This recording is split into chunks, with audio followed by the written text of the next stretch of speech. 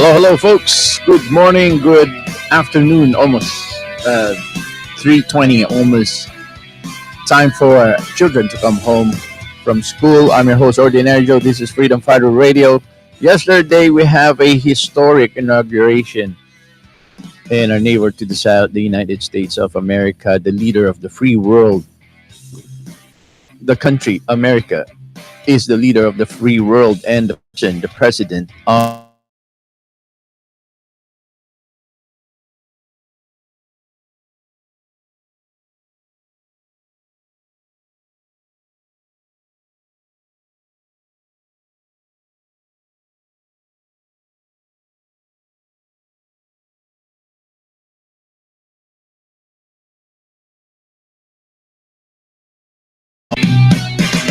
as usual, we have a little bit of audio problems. We get attacked all the time. Today we're gonna do audio only because it proves that yesterday the video was really bad.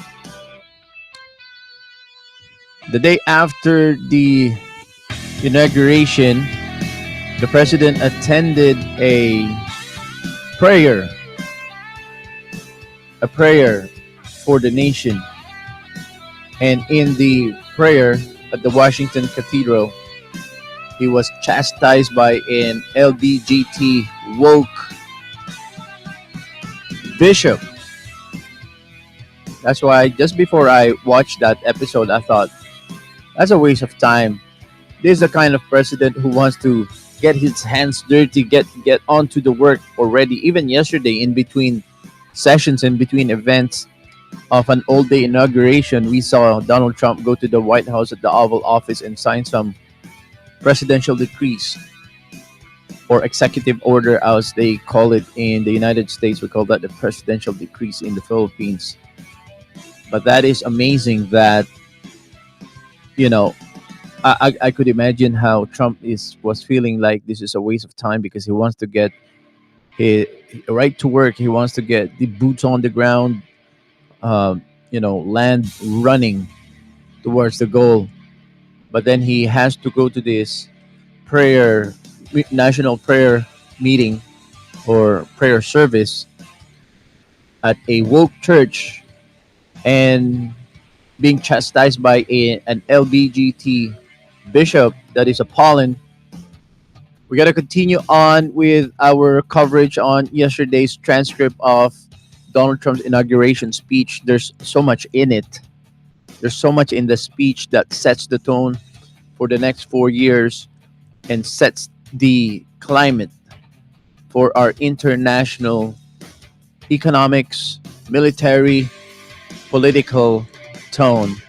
This is Freedom Fighter Radio. I'm your host, Ordinary Joe. Let's get this show started right now.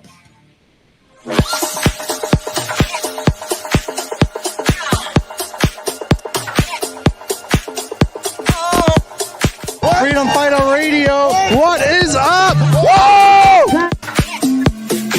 Shout out to Freedom Fighter Radio and Joe. You're doing great work, brother, and I love it. All right, always. I am Derek Sloan, the leader of the Ontario Party. You are listening to the Freedom Fighter Radio Canada podcast, only here on the Ordinary Joe Show.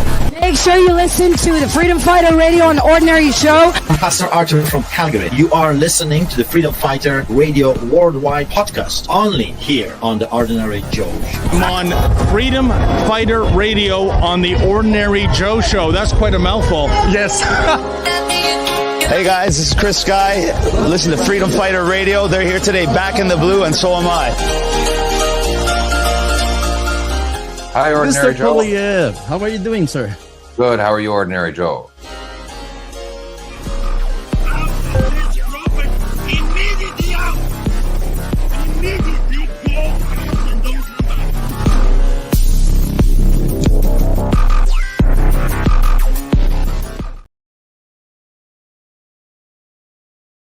For the best price in town on your flooring, call Complete Flooring.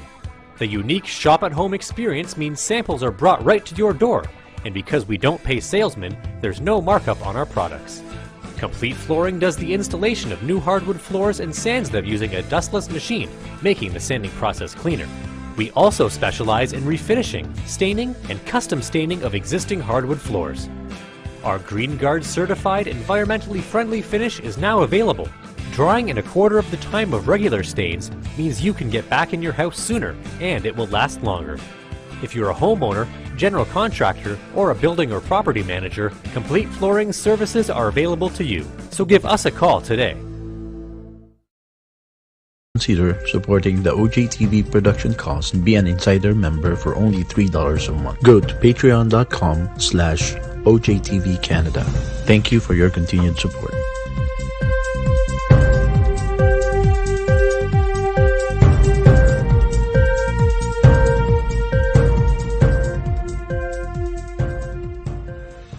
Canadians all across the country are sick and tired of the lies, the fear-mongering, and the hate speech they hear from the mainstream media. Download the free radio app, Freedom Fighter Radio.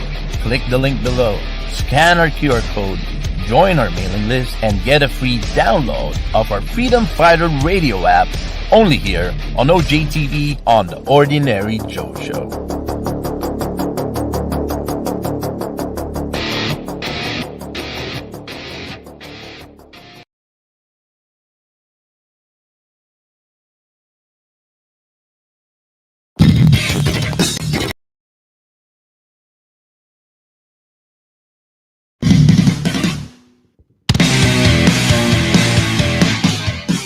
Welcome back to the Freedom Fighter Radio. I'm your host, Ordinary Joe, on the 21st of January, the day after the presidential inauguration of the 47th President of the United States, Donald J. Trump.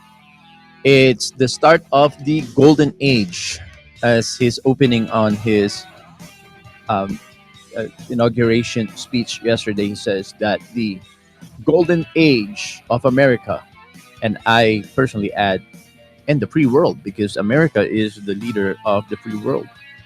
The golden age of America and the free world begins right now, is how he opened his speech yesterday. And so we're going to pick up on some of that. And there's going to be a lot of crackling on our audio, and we're full audio today. As it proves to show yesterday, we continue to discover that the video input on Rumble Studio is not very, very good. So what I'm doing is, again, just like uh, two or three episodes ago, I am recording the video offline on an offline camera, but we are broadcasting live, basically just audio today. And I think that's not so bad, because in the future, when we go really aggressive on truthing and exposing the lies and really hammering down the truth of our reality, the truth of our society, as socially engineered and transitioning to a technocracy. I think maybe in the future it's that I do not put my face out there, and even like I can see that. Sorry, folks. There's a lot of crackling in the audio here. I think some of our cords here, our connectors are quite old. We need to replace them, I guess.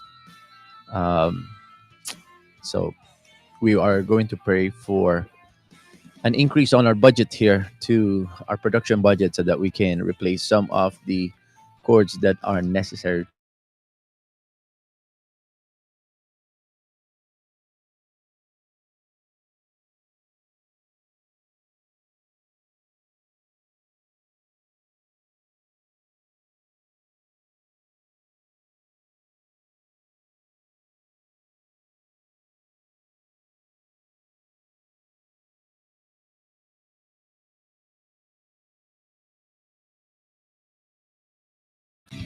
I hope you can hear me now. Okay, folks, I think we're back. Apologies for all these technical issues. You always with our cables, I guess, our connectors, in to connect the computer with the soundboard, with the mic. Sometimes there's so many cables connected, you don't know where the crackling is coming from, and you have to set up a separate time to just try and troubleshoot and find out. But that's it is what it is. But we are happy that we are able to do this, and we're not complaining at all. It is never been a better time to be witnessing um, Elon Musk. I disagree with many of what Elon Musk says, but yesterday there's a lot of things that I agree with. Um, Again, we mentioned that this could be a social capital that he's trying to build, so that when he brings down the hammer and bring all of his technocratic agenda, a lot of people who feels socially indebted or emotionally indebted to Elon Musk will not feel in any kind of motivation to go against any agenda or any propaganda that he is pushing out there. But so far, um, I'll be honest that there's a lot of things that Elon Musk is saying that I agree with. But the ultimate goal of technocracy that I know that he is uh, ever so slowly but surely, but relentlessly pushing forward is something I am pushing against. So Elon Musk is saying a lot of good things and a lot of right things, and we are going to take it one line at a time.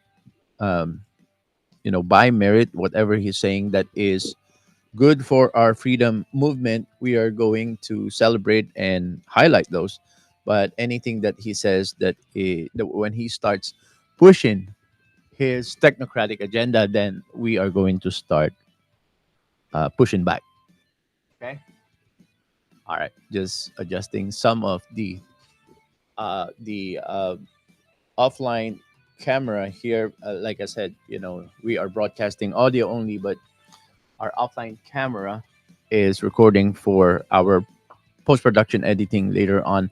But I want to continue on with Donald Trump's speech yesterday, inauguration speeches. I think it's very important that we line by line dissect and unpack many things that is not only good for America, like I said yesterday, but also good for the rest of the world.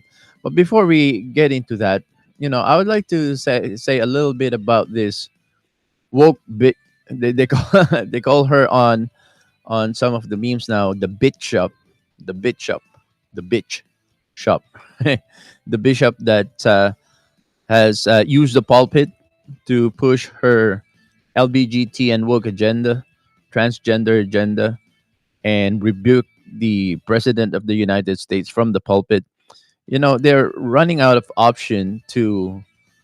Well, they know that they have been dismantled all their propaganda, their agenda to gaslight and to deceive and to spread mental illness and to spread um, their, their devilish, devious, and harmful um, psyop. Their their mental illness. They are now disabled. Their voices are now disabled from further continuing to deceive, especially our children. I think that's a good thing, but because of that situation, I think they're not going to be giving up on trying to push their poison pill onto the public. And as we can see today, this woke LBGT bitch shop from I think it's called the Washington Cathedral has really spewed so much hate and so much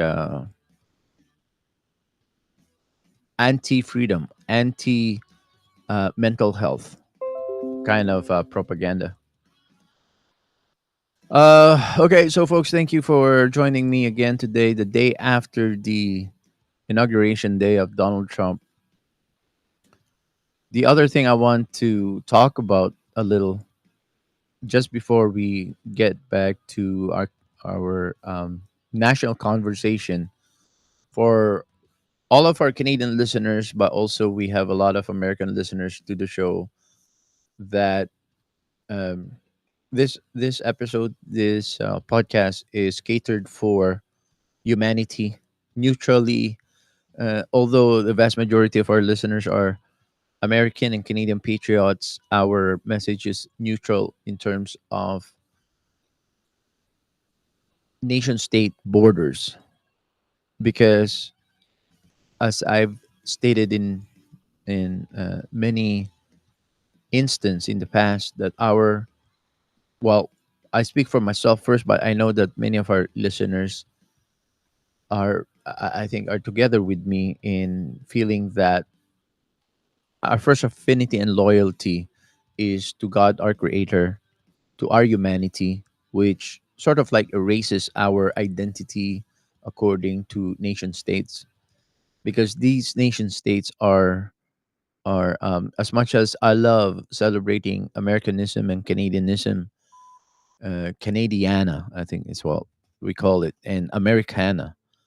I love celebrating those. Those are many aspects of our national identity, is a blessing from God. But ultimately, nation states are production of human device.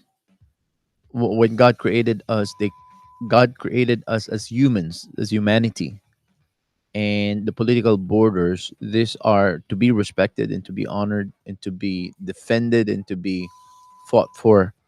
But ultimately, our fight is against good versus evil, and anti-human versus humanity.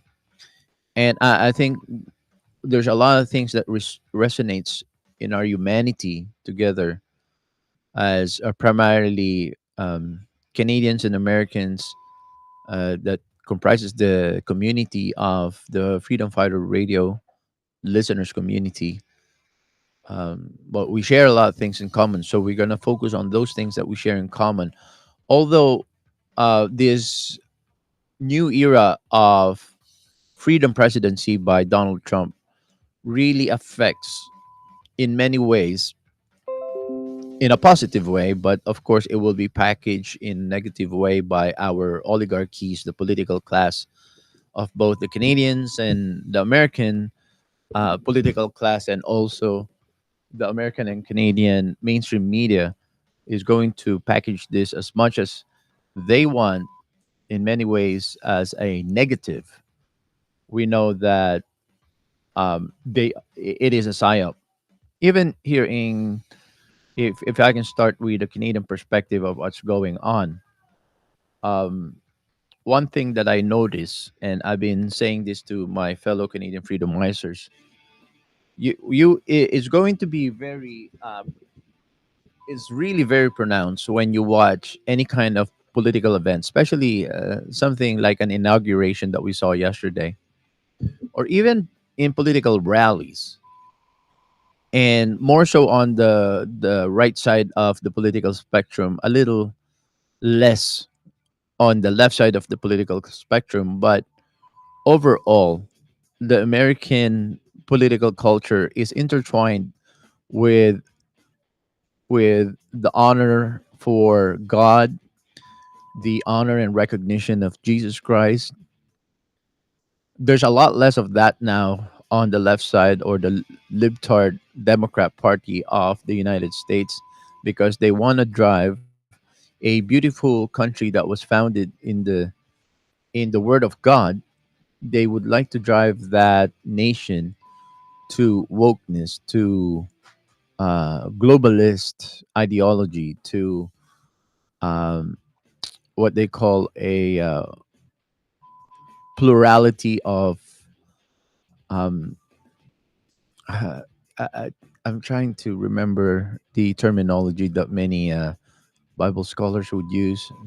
So I'm not very high level on theological terminologies, but I think they call it the multi or plural theology, something like that. I can't remember exactly, but um, yeah, the multi-theism. When you look at something like the mythologies, the Greek mythologies, and the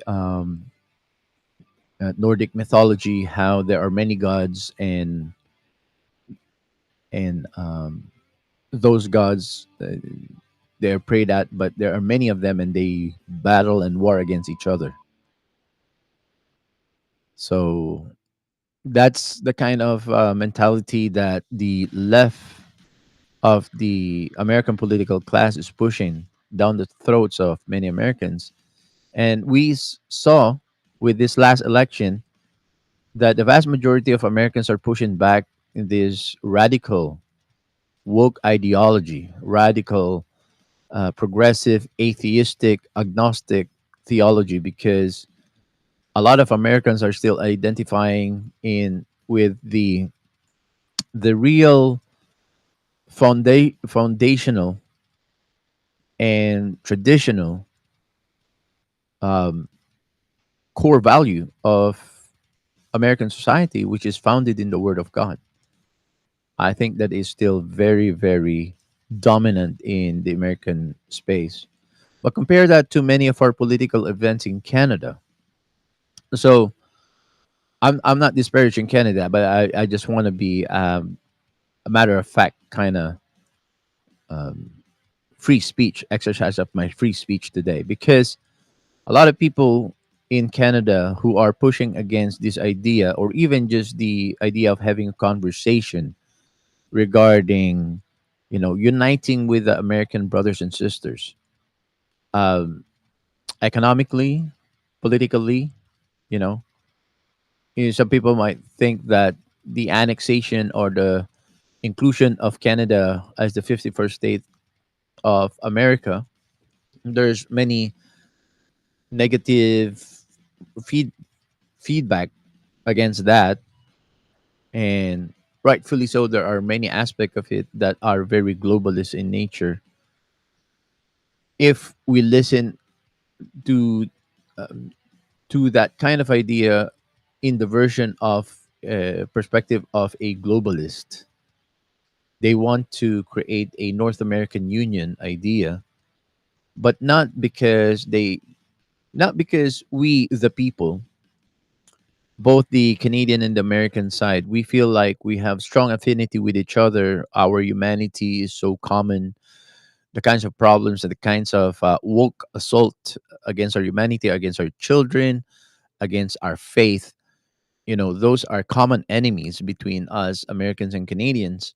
And even we could include many other countries in the world, but primarily our listeners are uh, number one are Canadians, and then many American listeners. But we also have a lot of listeners from the United Kingdom, Australia, New Zealand, and Southeast Asia.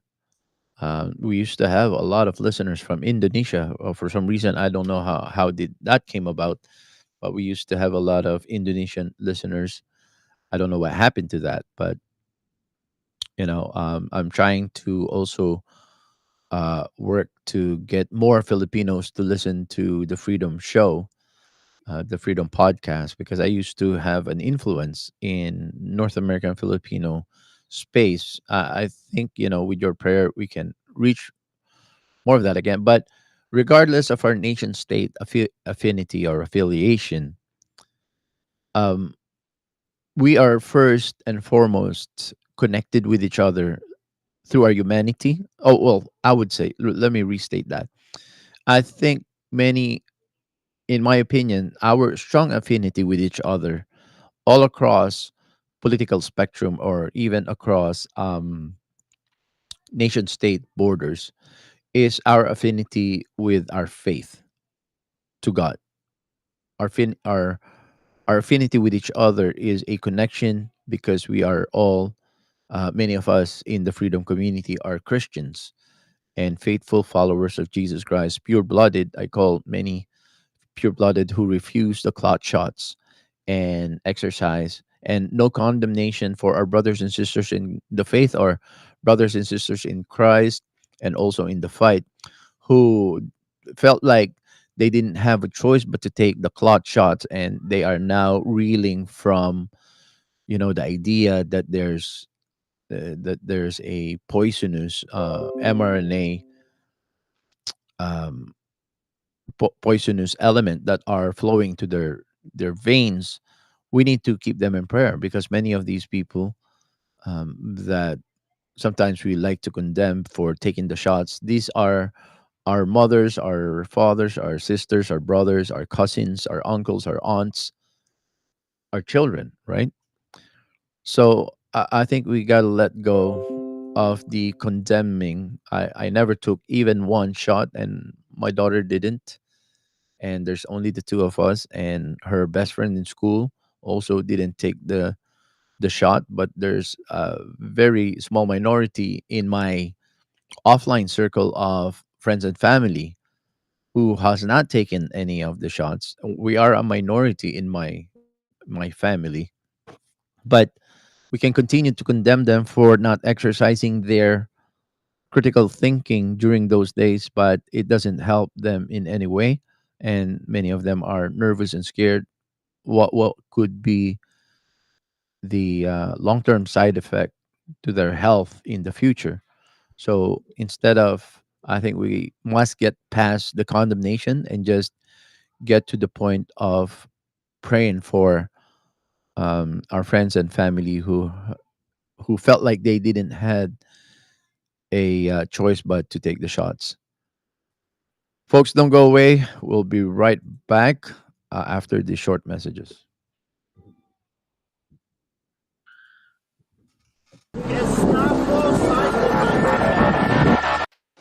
For the best price in town on your flooring, call Complete Flooring. The unique shop at home experience means samples are brought right to your door, and because we don't pay salesmen, there's no markup on our products. Complete Flooring does the installation of new hardwood floors and sands them using a dustless machine, making the sanding process cleaner. We also specialize in refinishing, staining, and custom staining of existing hardwood floors. Our Green Guard certified environmentally friendly finish is now available. Drying in a quarter of the time of regular stains means you can get back in your house sooner and it will last longer. If you're a homeowner, general contractor, or a building or property manager, Complete Flooring services are available to you. So give us a call today.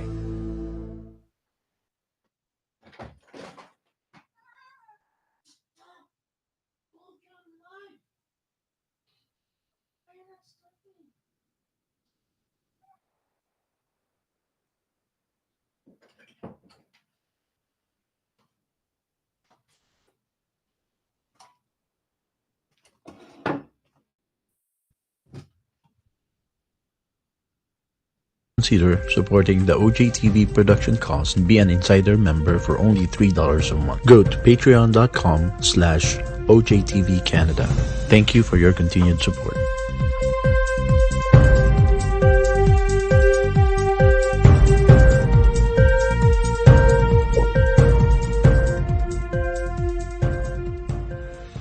Canadians all across the country are sick and tired of the lies, the fear-mongering, and the hate speech they hear from the mainstream media. Download the free radio app, Freedom Fighter Radio. Click the link below, scan our QR code, join our mailing list, and get a free download of our Freedom Fighter Radio app only here on OJTV on The Ordinary Joe Show.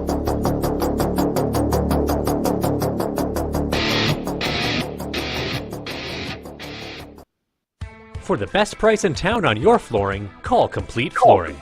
The unique shop at home experience means samples are brought right to your door, and because we don't pay salesmen, there's no markup on our products.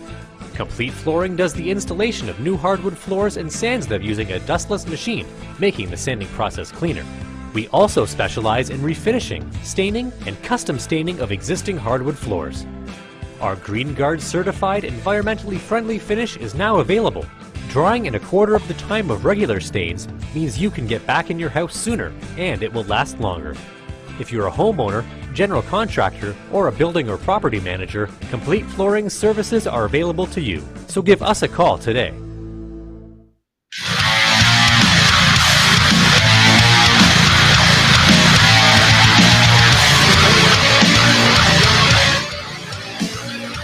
Welcome back to the Freedom Fighter Radio. I'm your host, Ordinary Joe. Apologies for a long break there, folks. By the time we get ready for this show, sometimes we kind of we get like to the time. I'm trying to do this earlier so that the apartment is empty before 3 3:20 p.m. when everybody is back home already at that time. And this is one of those days that everybody is here and making a lot of noise. Our studio is still a small portion of my apartment in Midtown Toronto, so we cannot soundproof the studio at all. It's in the living room, so it's quite noisy from time to time. So please excuse that. But just to get back to our conversation just before the break, I was talking about how it's very obvious that the American political culture, social culture, is very much intertwined in the faith to Yeshua, to Jesus Christ, and to the Christian faith. It's very uplifting to see, although some, of course, are not really taking the many references to the Bible and the faith and to Christianity. They're not taking that as authentically as a spiritual level resonance in their spirit, but they take that as something that's just cultural. That's just cultural Christianity. However, that's still a lot better than a cultural agnosticism, and that is something that is pronounced. This is a rebuke for us, many of us Canadian listeners to this show, that you hardly see prayer or reference to the Lord or our Canadiana spirit is not very much intertwined with our faith. There are many members of our freedom community in Canada that are just blatant agnostics or atheists, and they do not like they feel like the blending of our faith and our spirit of faith and our spirit for the love of freedom and the spiritual makeup of our souls that has hatred against tyranny. I think you cannot separate that, in my opinion. Any freedomizer, any freedom loving individual, regardless if you're Canadian, American, British, Singaporean, African, Arab, if you in your core believe in freedom, if you are in your core, you fight for freedom, you stand for freedom. You cannot take that away from many who loves to celebrate freedom and to stay guard or stand on guard for freedom. You cannot take away the component in their spirit that most people who fight for freedom are also fighting for their faith, fighting a good fight of faith in Christ. So it is always very uplifting, and it feels like a breath of fresh air whenever I witness political events or political rallies or inaugurations such as what we saw yesterday. The songs and the prayers and the marching bands, right?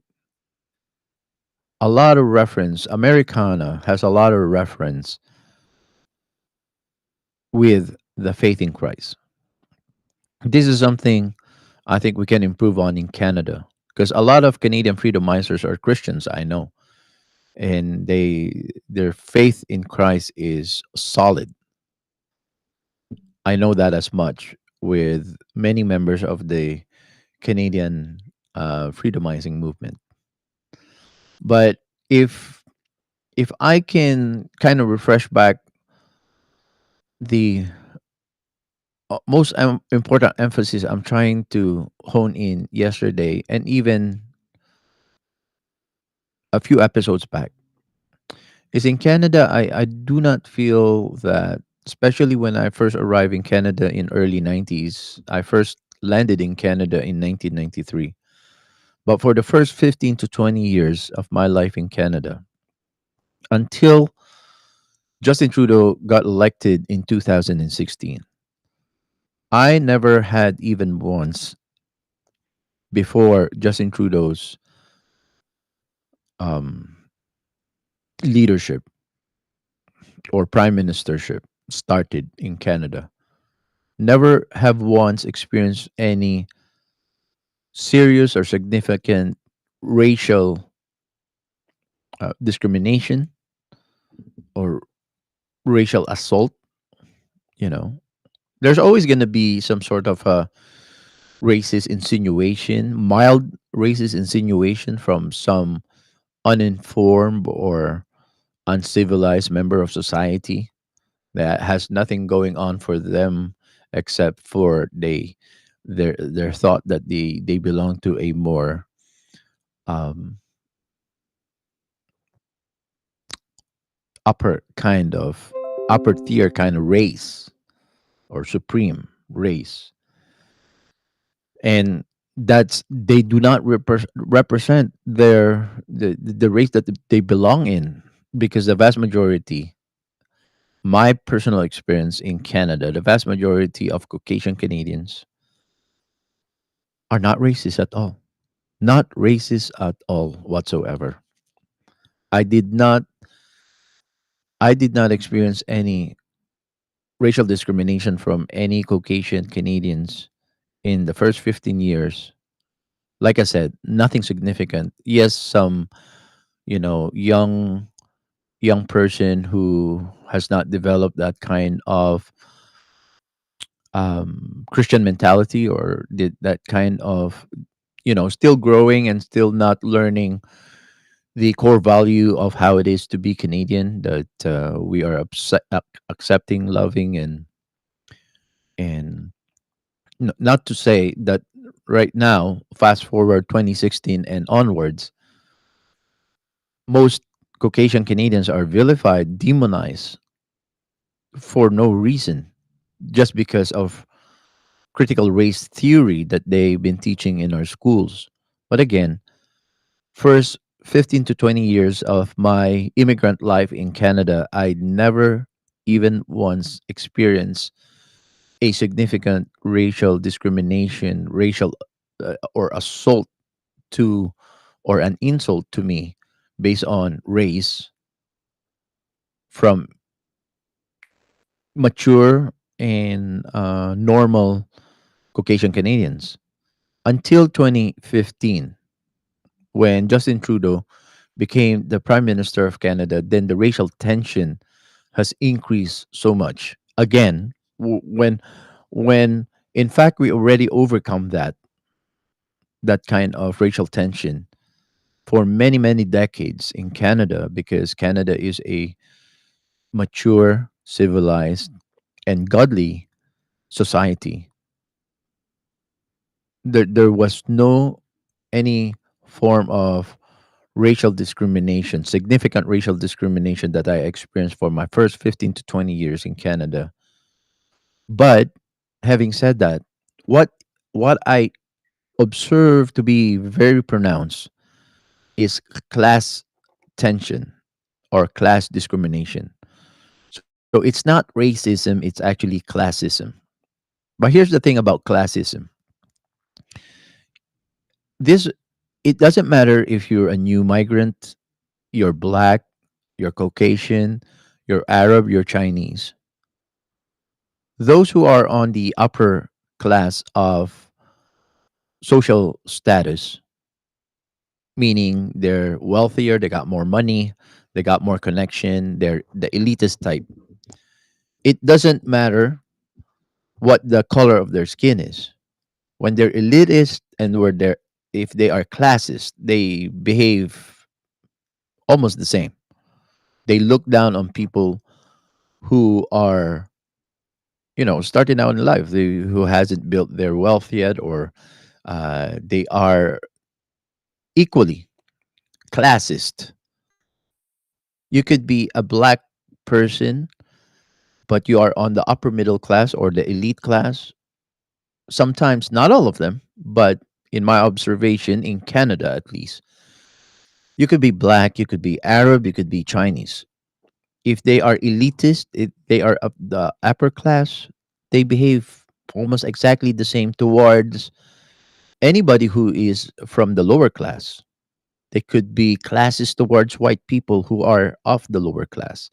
They could be classes towards black, Asian, Filipinos on the lower class.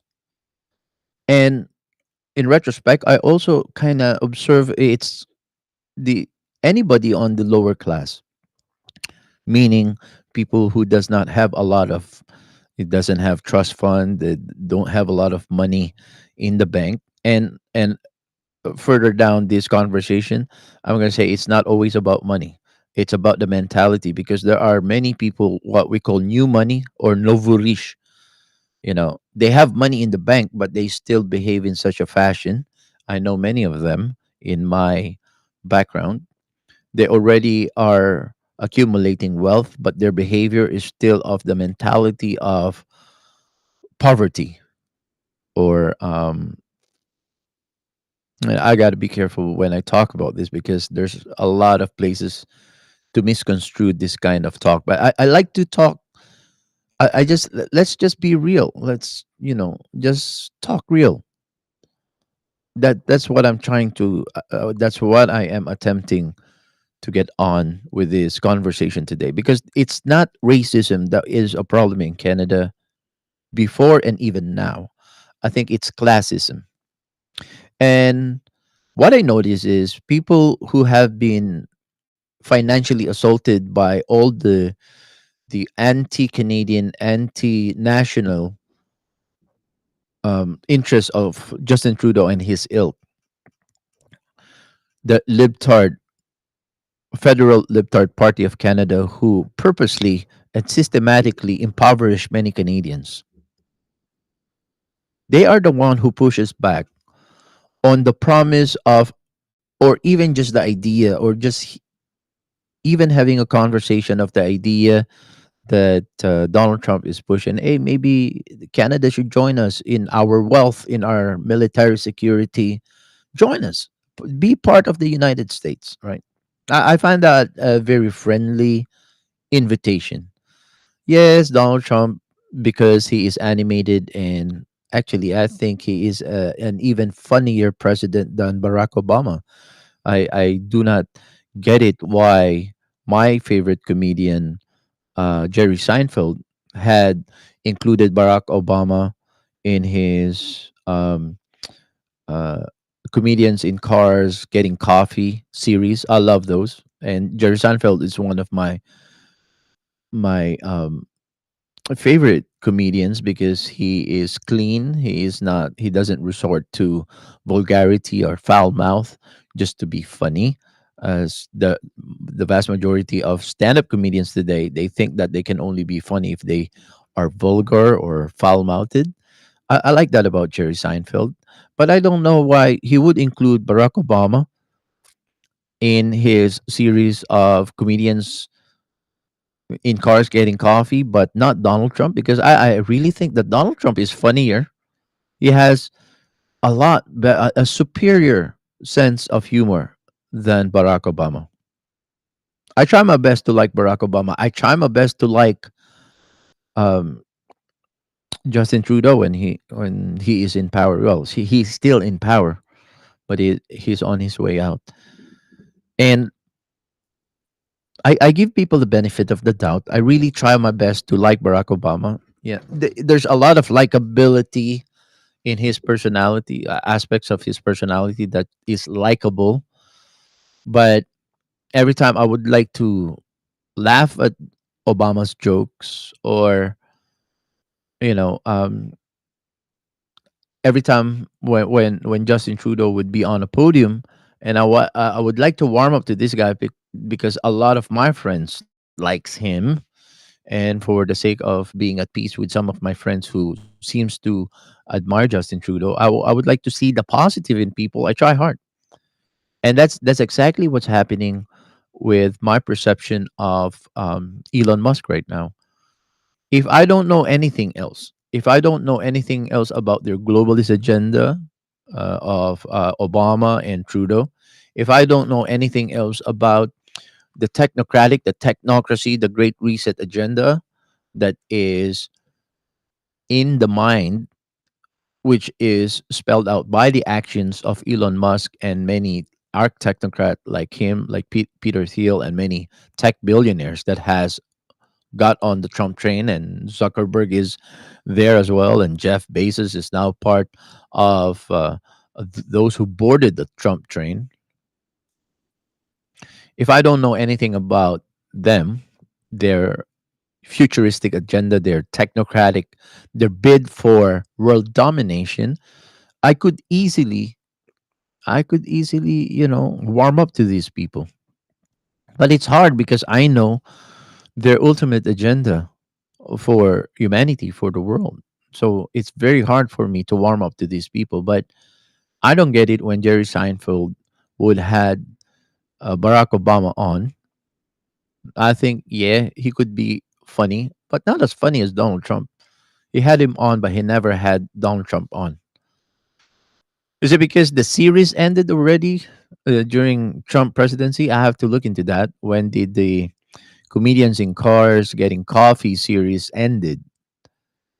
It's probably that's the reason, because I really really like Jerry Seinfeld. So I'm kind of disappointed that he is more aligned with like the rest of Hollywood, and he knows that he is being Jew, has also been assaulted by the woke left, um, the progressive, wokish, anti-Christian, anti-Israel uh, members of the Hollywood community.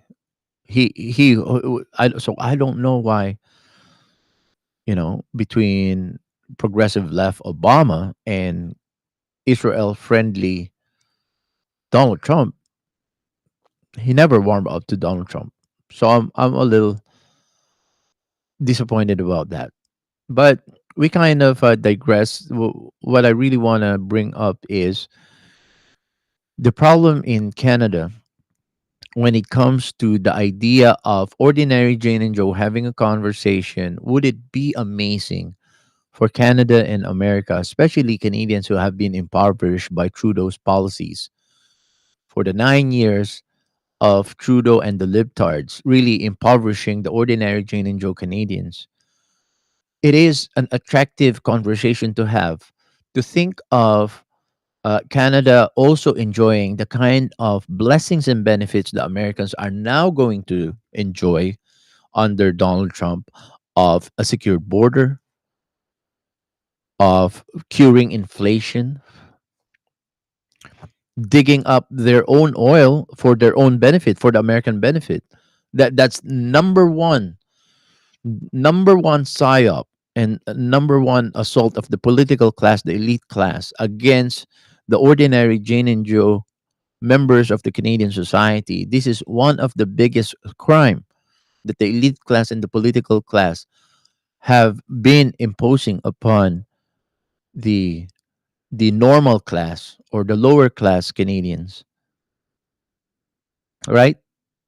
So this just emphasized my point that the problem in Canada is not racism, it's classism.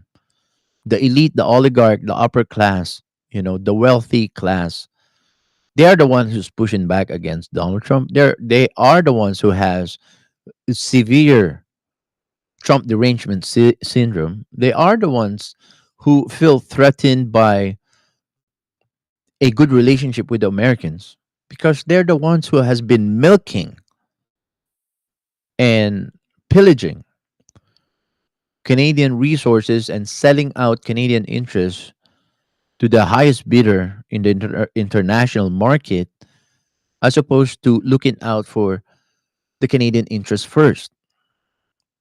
And I'm not going to stop talking about this even in the next until I can get the message across, because even in the freedom community, many members of our freedom community in Canada has also been brainwashed by something like Danielle Smith, the premier of Alberta, going to the inauguration of Donald Trump yesterday and bridging the gap. And now many of the conservative Canadians and unfortunately members of the freedom community in Canada also warming up to Danielle Smith being the hero of Canada, trying to bridge the gap between the Americans and the Canadians because Doug Ford, the foolish Doug Ford, wants to posture, between Doug Ford and Danielle Smith. Yes, I would say, yeah, Danielle Smith is doing the better thing between the two, but it's ultimately she is still not doing the right thing for Canadians. She is still not doing right by the Canadians, and I will explain that in just a few minutes here. But between Polyev and Trudeau, yes, Polyev is one step further from taking us out of the ditch, out of the mud, but he is still not doing right by the Canadians as well. He is not doing right by the Canadians because he is still embraced by the globalist oligarchy. Again, if we just really dissect and unpack the fundamental problems we have in Canada, the fundamental problems we have in Canada is classism, not racism, but classism. Because there will be Indians and Arabs and Muslims and Pakistanis and and Khalistanis who are of the upper class who drives BMWs and Mercedes Benz and Audis and live in very nice neighborhood who just came to this country who has gained the system, the woke immigration policy of Trudeau, and all of a sudden they have more power and influence, and all of a sudden they have more might that seems to give them more right. Might is right. People who does not share any Canadian values, people who's pushing Khalistani propaganda and agenda, people who are pushing the jihadist propaganda, but because they all are of the upper class and they're connected with the political class, they have more voice and they have more respect in society than someone who was born in Canada. You know, if you are Caucasian but of a lower class, your voice is not as important as these people who do not share Canadian values, but they are of the upper class. Somehow, that's the upside down world we live in Canada right now. And just going back to the idea that American culture is so much intertwined with their faith. I think the elite class, the old fashioned elite class, the old money in Canada, the old money who's pushing back or vilifying American ideology, or those who speak very ill or looking down upon American culture, you know they what they really hate about American culture is its intertwined affinity to the Christian faith.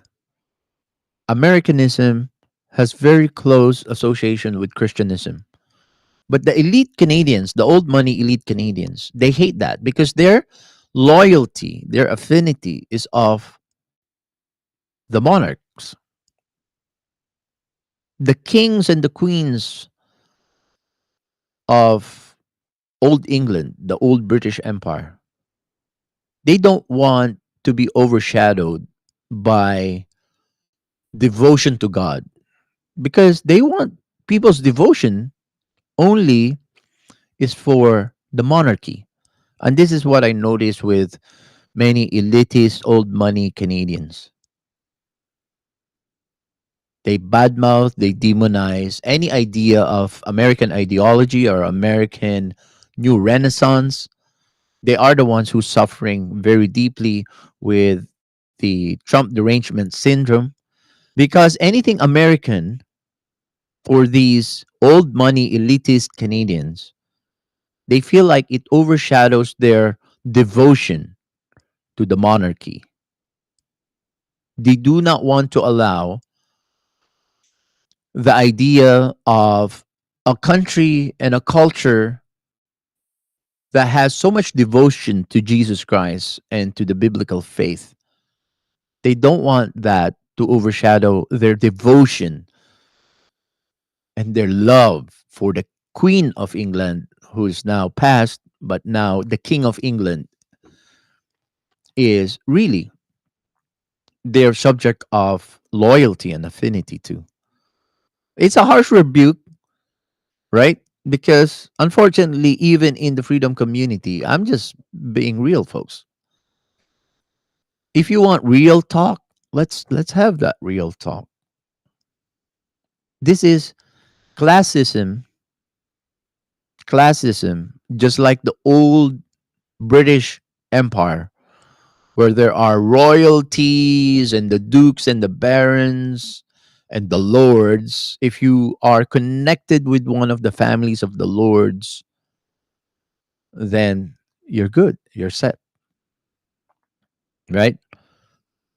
That's the reason many Canadians hate the idea of free trade America, right? Because in America, regardless of your skin color, regardless of your origin, by merit, if you work hard, if you have a capitalistic mind, if you if you're an innovator, you can progress and you can get up in social status in America. But in Canada, you have to align yourself to the royal culture. Okay, it's not that very deep anymore in today's Canada, but that is deeply rooted among many elites in Canada. I'm just stating the way I observe it as a new Canadian, as a migrant to this country from the early 90s. I'm just stating the fact because I know that there's a lot of immigrants who wants to be loyal to the Canadian culture, but the elite type, the political type, the media,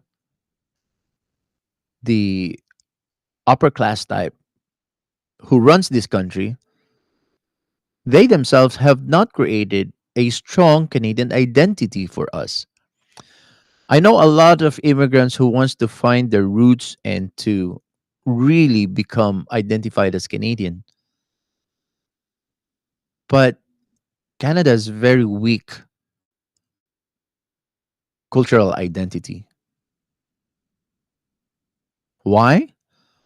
It's because Canada is still very much uh, the affinity is really really strong to the monarchy. If you ask a real authentic deeply rooted Canadian, what is how do you define being Canadian and their love for the Queen when she was still alive? That is very much the identity of what a Canadian is traditionally. Their love for the monarchy. But I'm talking about Canada. I'm not talking about the British Empire here. I'm not talking about the Commonwealth. I'm not talking about the United Kingdom. How do you identify as a Canadian? And many new migrants to Canada, they feel like, oh, if you say A and you love Tim Hortons and you sometimes watch hockey, yeah, that makes you Canadian. That's it? Is that it? That what makes us Canadian? Watching the CBC, drinking Tim Hortons, saying A from time to time, and watching some hockey from time to time, that makes you Canadian.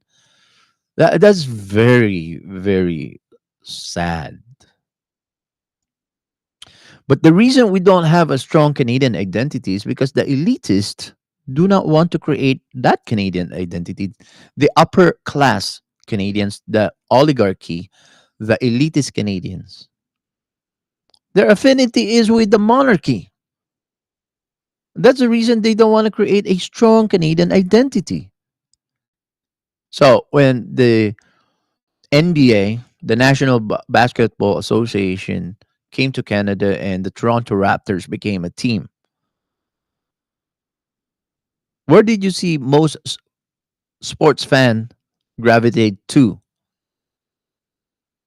There's probably 10 basketball fans in Canada since the NBA, since the Toronto Raptors became part of the NBA.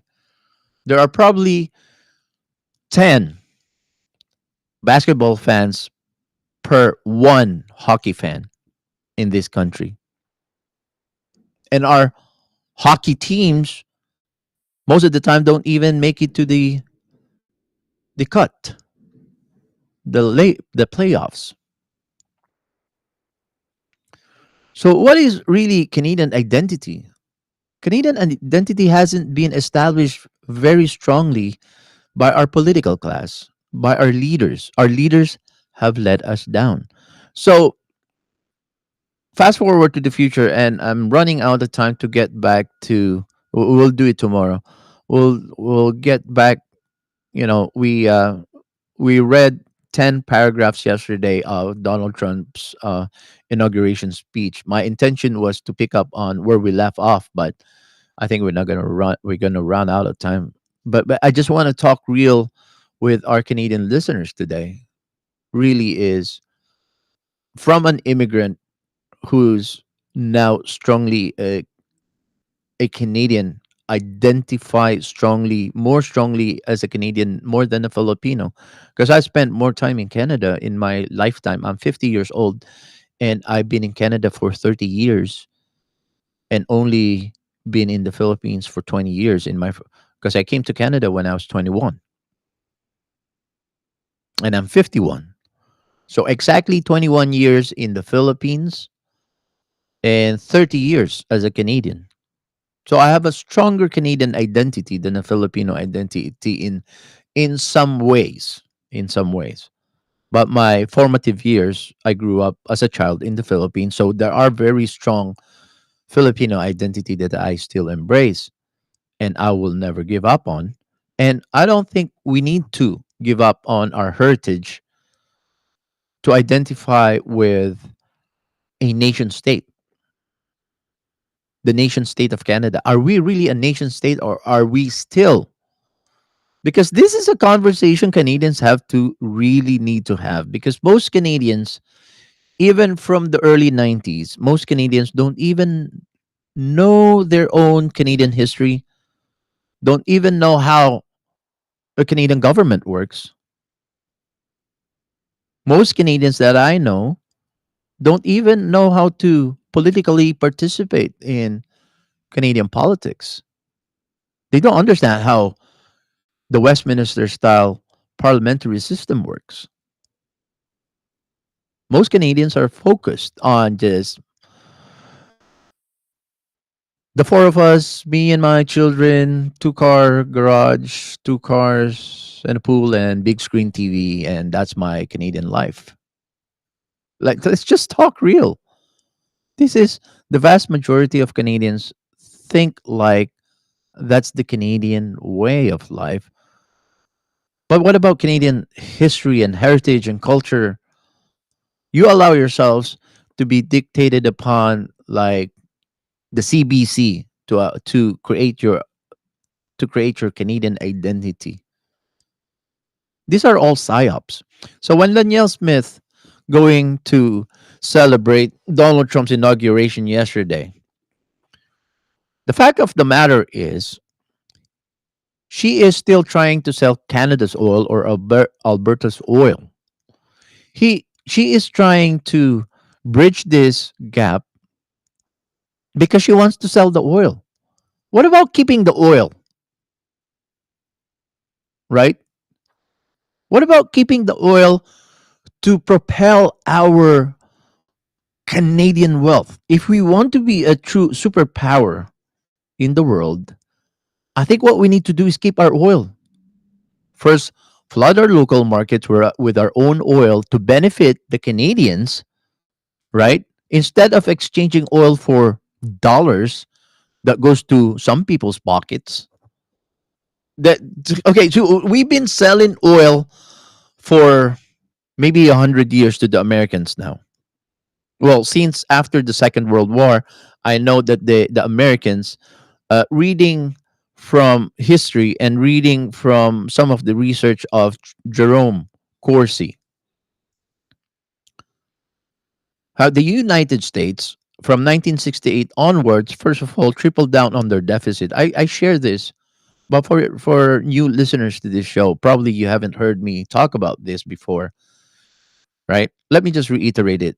Henry Kissinger in 1968 have gathered his think tank when he was the head of national security, and he asked for the idea what to do with the very first time since the 30s the United States experienced a trade deficit.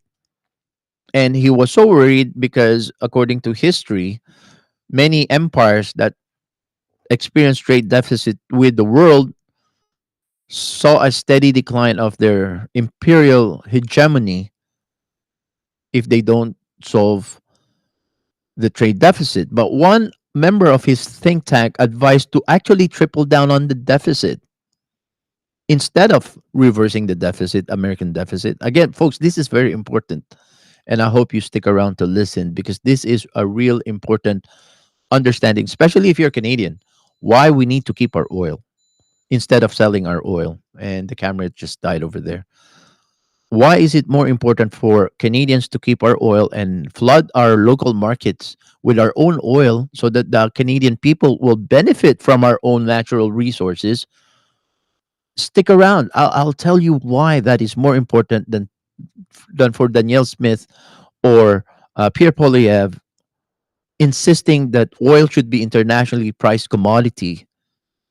And again, I'll keep on harping on this. I agree that the international oil market should be priced by the internationally priced commodity, but the local market should be priced according to supply and demand. That is very basic economics 101. So Danielle Smith is the new darling of the conservative, and she is bridging the gap between the Canadians and the Americans because of these tariff threats. And I've been saying, you know what? Let the tariffs, let, bring the tariffs. I think that's going to be good for Canada. We have an oversupply. We have an inflated money supply in Canada because of the Trudeau policies. Just like Carney, according to a former British Prime Minister, I forgot her name, a female British Prime Minister, she was warning Canada. She said, you do not want Mark Carney, the new leadership contender of the Liberal Party of Canada. You don't want him to be your Prime Minister because what he did to the United Kingdom when he was the Governor General of the Bank of England is that he overprinted money which caused which created the inflation and drove down the British economy or UK economy, right? And now the liberals wants to celebrate Mark Carney, Carbon Carney. All of a sudden, Carbon Carney and Führer Freeland all of a sudden are distancing themselves from their carbon taxes. That's another talk for another day. But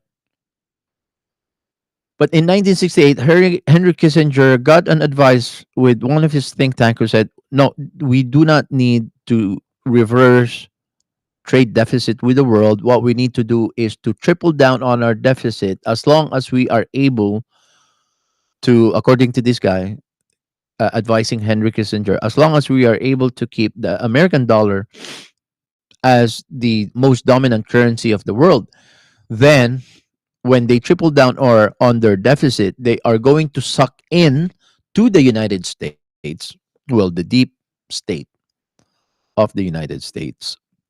They are going to suck in the resources of the world, both the organic goods and services of the world, and also the manufactured goods and services of the world. Because of that policy in 1968 by Henry Kissinger, most of the production of the Japanese car manufacture, Japanese electronics and automobile manufactured products, most of them came to the United States. Well, as long as the United States has the American dollar as its most dominant currency of the world, and they can print American dollar uh, on a whim as much as they want, they can infinitely print American dollars. They don't care. Well, the Federal Reserve don't care.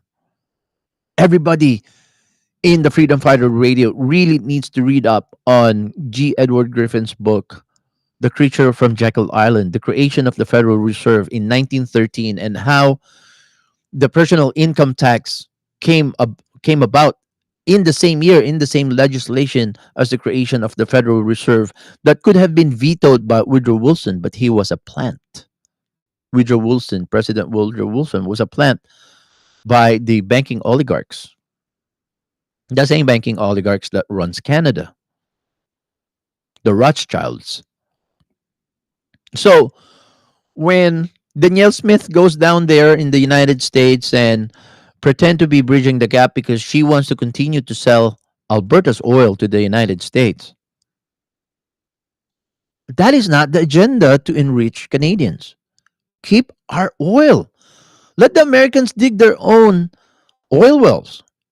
That's why I'm pro Donald Trump, because his agenda is to drill, baby, drill. That's what the Americans need to do. Because if the Americans have their own oil and if they have surplus of oil, we should be bringing some of their oil, because the technocrats knows about this. The 1968 think tank under Henry Kissinger acknowledged this. The real wealth is from products of real value. There's more value in oil than American dollars. They know that. That's why they're willing to just print as much American dollars that they can print and send it all over the world, right? As long as the world will bring in or will send them their oil, their rare earth minerals, their farm products, their lumber, all the wealth of the world is sucked into a vortex of the 1968 deep state run America by Henry Kissinger. If Polyev and Daniel Smith is really Canada first, keep the oil. Keep the oil for the Canadian people. We don't need American dollars. We don't need American dollars to make us rich. If the American dollars is going to make us rich as a country, we should be GDP wise per capita per Canadian, just like how the Middle Eastern countries like Dubai and Saudi Arabia and many of these oil producing countries, when they allow their oil to enrich themselves first, then every member of their society, well, at least the ones that are not, in general, except Venezuela, because they're just selling their oil to line up the pockets of their dictators, right? But if everything is running fair and square in any oil producing country, if they keep their oil to propel their own economy, it will enrich their individual members of their society, as opposed to just lining the pockets of their oligarchs. Every country has their own oligarchs and elite class. And that is very strong. Canada is no exception. Actually, probably Canada, our country leads the way in classism. in the world. We are still a very classist society. The political types, the high education types, the professors, them doctors, and them lawyers, them upper middle class and elite class, who are they're the ones who benefit from selling our natural resources to the world. Because imagine if we keep our oil and it floods our local market. That what's going to happen to the price of oil at the pumps? That we do not have to pay more than 50 cents per liter. Imagine if we are paying 49 cents a liter. And that would still be overpriced because we own the oil, right? Canadian taxpayers own the oil. Who owns the oil? Is it the monarchy? Is it King Charles owns the oil? Is it the prime minister? Is it the ExxonMobil, the oligarchs? Is it OPEC that owns Canada's oil, or is it us? Is it the Canadians who owns Canadian oil? Who owns the oil? Who owns oil and gas in Canada? Why are we selling our oil when we're not flooding our own local market with our own oil first? I don't think there's nothing wrong about selling surplus oil to the world, but we have been selling 4 million barrels of oil per day to the Americans for how long? For decades, if not centuries. Did it make individual Canadians rich? Are you rich? Are we all wealthy in Canada? If we if in this exercise of selling our oil at a steep discount, that's what Stephen Harper have divulged in his guesting in one of the podcasts. He was saying we are subsidizing America because we are selling our oil and gas to the United States at a steep discount. Hey, Mr. Harper, why haven't we sold Canada's oil to Canadians at a steep discount? Why haven't we done that? If you are really pro Canada, if you are Canada first. Liberals, conservatives, doesn't matter. They're all pro globalist agenda. None of them are pro Canada. None of them are Canada first. Keep the oil. We need the oil. Imagine if Canadians are paying 20 cents per liter of oil at the pumps. What is that going to do for Canadian families and even Canadian industries? If Canadian industries are paying 50 cents of diesel per liter of diesel for their trucks, for their transport, for their delivery trucks, for the locomotives, to sell their goods all over Canada and the world. Imagine if the oil prices, both gas and diesel, goes down in Canada. What is that gonna do for our families? What is it going to do for the prices at the grocery store? What is that going to do for the price of lumber and construction materials to build more homes? We have second biggest land mass. It doesn't make sense that we're paying so much unaffordable unaffordable real estate prices in Canada when we have an abundance of space and land. We have an abundance. We are only second largest landmass in the world, only next to Russia. But none of the ordinary Jane and Joe Canadians benefit from all of these machinery that the political class have done to this country. They have depraved local, ordinary Jane and Joe Canadians of the wealth of this country. They have lined up their pockets. They have lined up their friends' pockets, their family, of the wealth of Canada. But are you rich because we are an oil rich country? We are a resource oil country. If you're Canadian, right? Tell me, can you afford your rent, or do you need to take a second job, a part-time job? Can Are your children nicely dressed? Are you able to afford all of their requirements, dental care? Are you able to sign them up for, recreation, swimming, ballet, and, you know, some of the other important things? Do you feel that you are moving ahead and actually creating wealth in Canada? Because Canada is a real resource rich country. Resource rich country. But who is it enriching? So keep the oil. Keep Canada's oil. Because we have been in the collusion with Henry Kissinger, globalist Henry Kissinger, who is the mentor for Klaus Schwab, right? Klaus Schwab is an underling of Henry Kissinger. Henry Kissinger and his ilk has been strengthening and expanding the New World Order from his time in office. Well, he's a bureaucrat. Did anybody elected Henry Kissinger to the office? No, he's a bureaucrat. He's a deep state. He is a classic deep state. But a classic deep state such as Henry Kissinger, I'm sure that the Mulrooney's and the I don't know who were the prime ministers during in Canada during the 60s.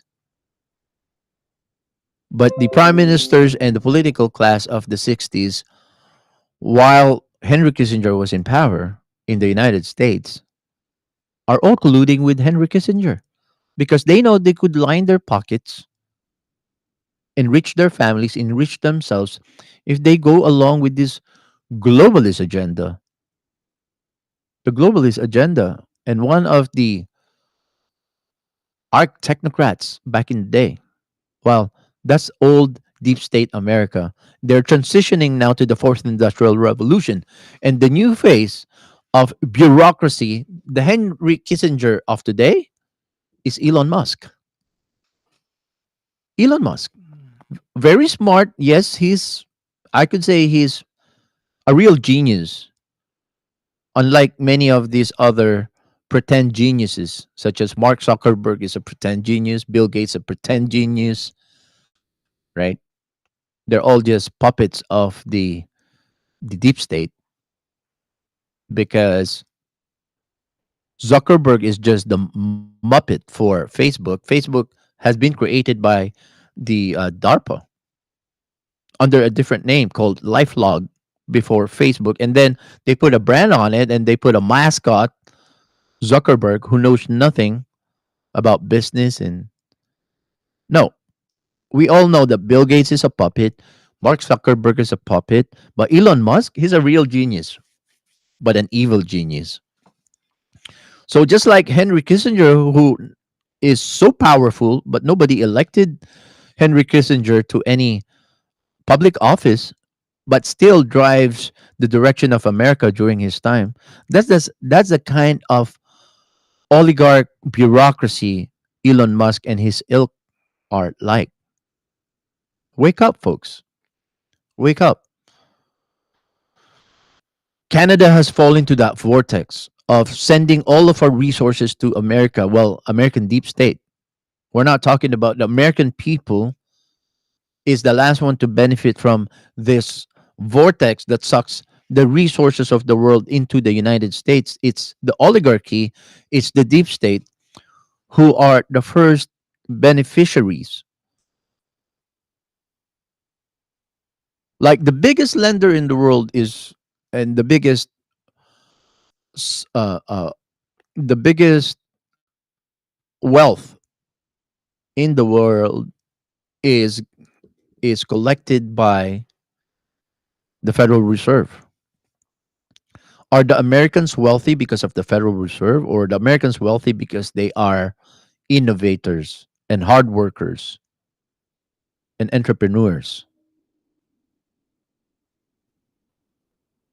All of this machinery, and machinations, the machinations of the deep state, the new world order, of tripling down on the deficit so that the world resources will be sent to the United States.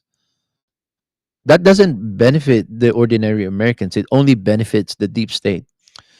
And many of our political class in Canada has lined themselves up, aligned themselves to the propaganda and the agenda of the American deep state. That's why they want to sell our oil to the Americans. That's why I love Donald Trump, because he knows how what's going on here, and he wants to put a stop to it. And he's saying America needs to drill their own oil. That puts a stop to the Henry Kissinger world new world order machination of sucking the world dry of the resources and bringing it all in one place. That's why I like Donald Trump's tariff, is because if there's tariff, then we do not need to sell. Because here's the two things that can happen. If tariffs, 25% tariffs on oil and gas against Canadian producers, oil producers, is imposed, there are two things how the Alberta Oil, Daniel Smith and Alberta Oil can respond. One is they will be forced to lower their price down, so that after the base price is down plus the tariff on our oil, it would still be affordable. Of the our Canadian oil would still be affordable for American consumers even after tariff. That's the only way Canada's oil and gas can compete in the United States with the tariffs.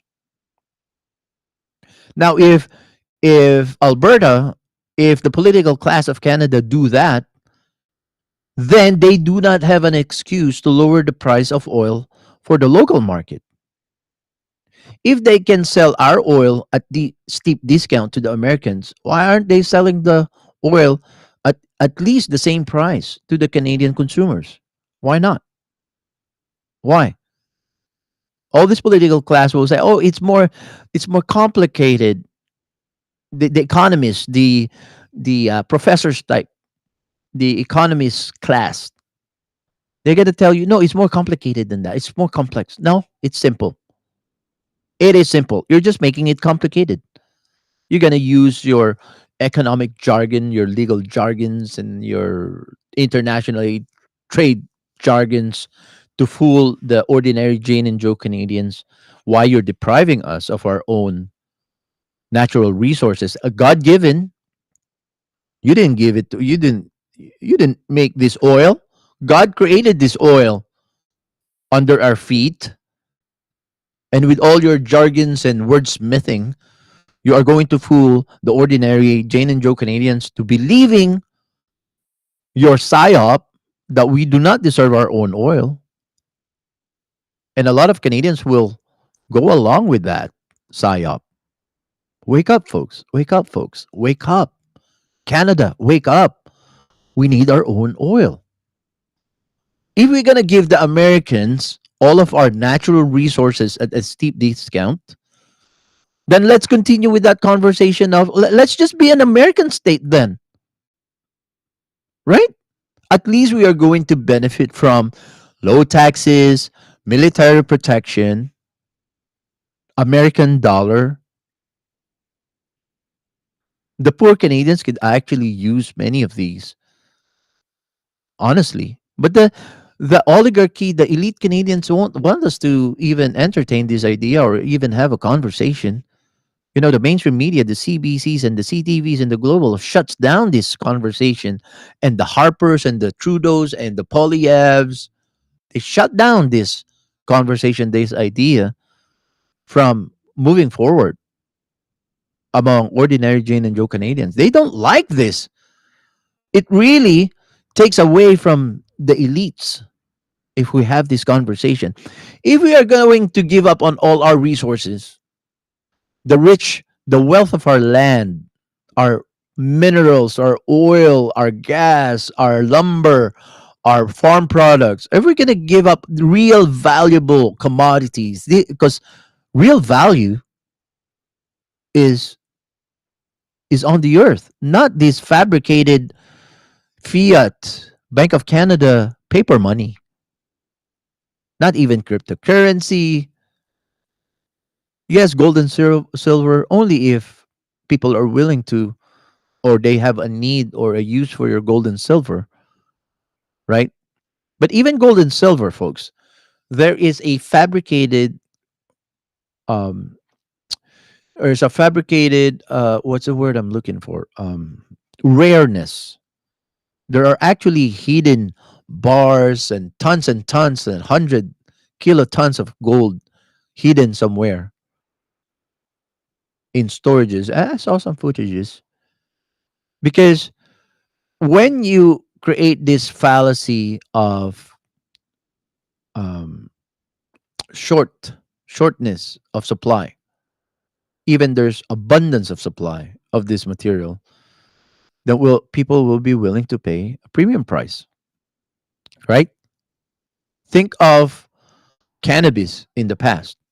When it was illegal, it was highly priced and highly sought after. Now that it is legal, somehow people don't care about it as much anymore, right? So in a way, it was good that it was legalized in a way, but in many ways, it's bad that it's legalized because our children uh, somehow is getting um, is able to reach some of these um, gateway drugs to more hardcore drugs in the future, right? So I am against the legalization of marijuana for recreational use. I am for the legalization of cannabis for medical use, but not for recreational use. But just the dynamics of economy, when there's a lot of supply, the demand sometimes go down because there's too much supply, right? But in Canada, we are made to believe that we do not have enough supply for everybody. Imagine if you want to sell crushed ice to the Eskimos in the North Pole. They're going to laugh at you, right? But with social engineering and propaganda machinations, this New World Order, this deep state, they actually can sell crushed ice to the Eskimos. We shouldn't even be paying for oil in Canada. Canadians shouldn't be paying for oil. Maybe just pay for the production, the extraction, the purification, the what did they call the refinement of oil. Pay for the cost of the refinement and the delivery and the extraction, refinement, delivery. How much would that cost? I think 10 cents to the dollar.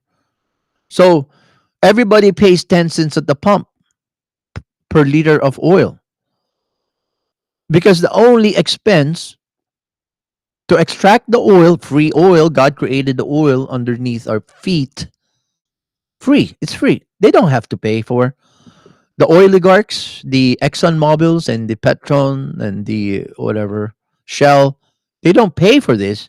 They just put a little money for the extraction, the refinement, and then the delivery, storage. That's it. So okay, let the Canadian consumers pay for those costs of delivery, storage, extraction, refinement, refinery, but do not pay taxes on this oil. We own this oil. Do not pay corporate oligarchs profit on top of the oil because they put 90% profit, 90% taxes on these oil that will really help many Canadians get ahead of in life. So folks, the message from yesterday is a little similar to the message today, but I am not going to stop until we really get it, folks. I don't think we're getting it. Even members of the freedom community are rah rah rah celebrating and cheering Danielle Smith to sell our oil to the United States, to keep that line of business transaction to sell our oil. Why are you giving up on our oil? We need the oil, folks. Tell your MPs, tell your MPPs, tell your premiers, we need the oil in Canada. We need our lumber. We need our farm products. We need food security. We need to build houses. Otherwise, we need lumbers. We need to make houses cheap. We need to make Canada great again. I love you all. Thank you for listening in. This is Freedom Fighter Radio, coast to coast. And I'll see you again tomorrow. God bless you all. Bye-bye. Love you.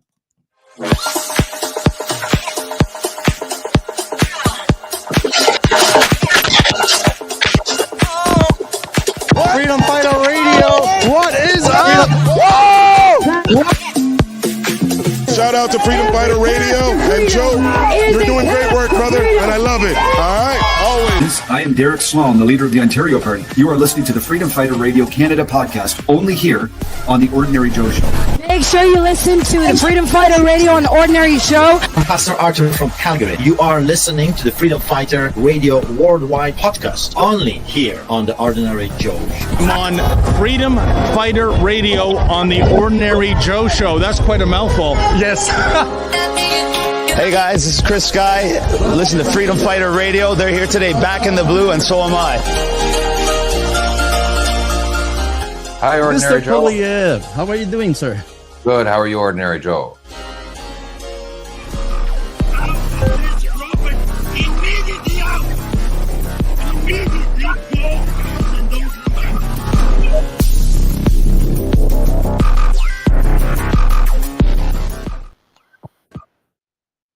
For the best price in town on your flooring, call Complete Flooring.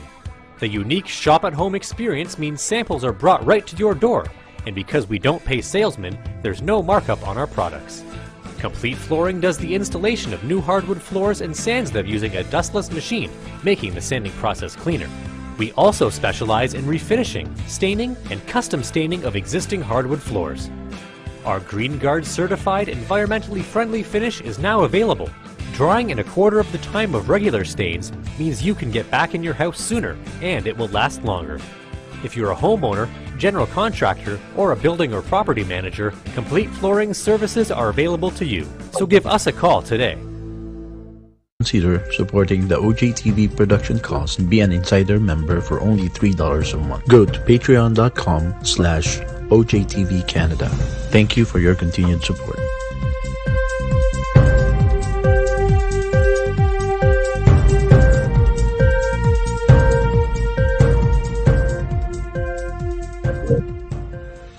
Canadians all across the country are sick and tired of the lies, the fear-mongering, and the hate speech they hear from the mainstream media. Download the free radio app, Freedom Fighter Radio. Click the link below, scan our QR code, join our mailing list, and get a free download of our Freedom Fighter Radio app, only here on OJTV on The Ordinary Joe Show.